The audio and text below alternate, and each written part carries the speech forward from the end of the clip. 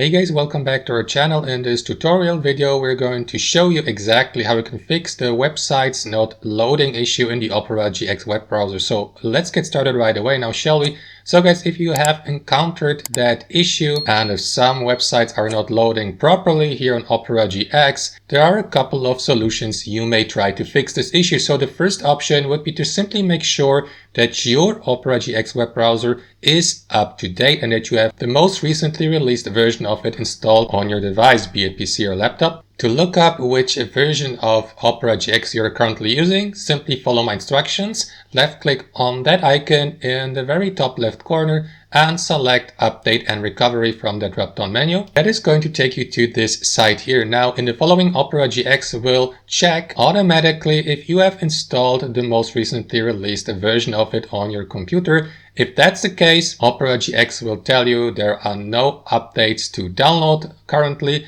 But if that's not the case, it will ask you to update your version by clicking on that Relaunch Now button below. In the following, Opera GX will then be restarted and updated to the newest version. If that hasn't fixed the issue, guys, there are other solutions. For example, you may try to reset your browser settings on Opera GX to default, and to recover your browser, you may do that by clicking on Recover here at the bottom to set your browser to a default state. And to factory settings, you may do that by clicking on Recover here at the bottom and by selecting whether you'd like to keep your data, such as bookmark, cookies, etc., or to reset your entire browser, including your data. So that's totally up to you. Once you have made your choice, click on Recover here in the bottom right corner and let Opera GX be reset to its factory settings. In the last step, guys, you may check also if there are any extensions installed for your Opera GX web browser that are causing the problem here. So to do that, simply left click on that extensions icon here on the left sidebar